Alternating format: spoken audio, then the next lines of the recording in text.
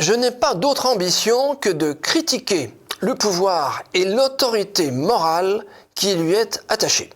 Or, l'autorité morale en France, c'est la gauche. Ce propos, c'est celui de Gaspard Proust, portrait d'un humoriste non subventionné. Enfant de la Yougoslavie finissante et tard venu à la langue française, Gaspard Proust n'était pas prédestiné à remplir les théâtres parisiens. Pourtant, son talent l'a élevé au rang des humoristes les plus appréciés d'un pays dont il n'a pas la citoyenneté. À la suite de son arrivée sur les médias détenus par Vincent Bolloré, il est la cible des médias libéraux-libertaires. La petite musique droitière qui incommodait certains journalistes dans les cafés-théâtres devient aussitôt dangereuse lorsque celle-ci se fait entendre dans les matinales aux heures de grande écoute. L'humour de l'ours slovène est soudainement pris au sérieux.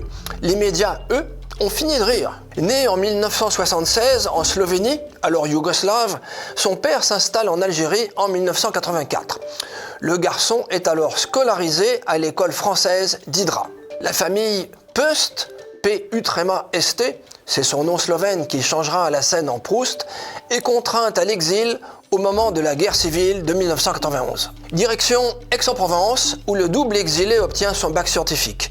Il poursuit ensuite ses études à l'Institut des hautes études économiques de Lausanne en Suisse. Diplôme en poche, il devient gestionnaire de fortune en Suisse dont il prend la nationalité.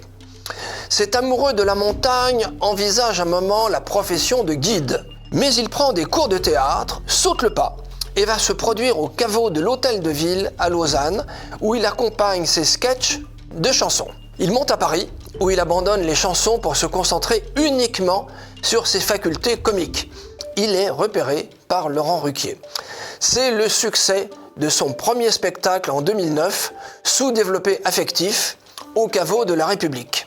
Suivront Gaspard Proust tapine et bien d'autres avec des tournées dans toute la France. Premier pas à la radio, de nouveau avec Laurent Ruquier, puis il prend la suite de Stéphane Guillon sur le plateau de Salut les Terriens de Thierry Ardisson.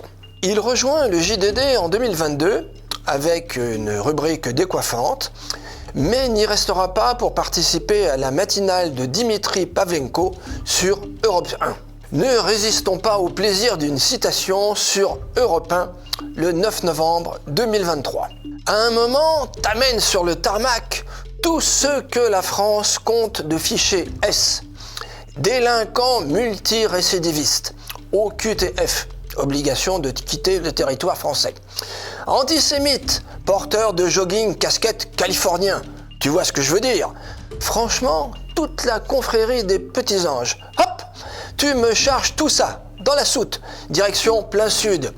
Une escale à Cayenne pour les nationaux, et je pense que d'un coup, il y aurait moyen de transformer une sorte de désespoir en grande fête républicaine. Fin de citation. Et c'est ainsi que Proust est grand.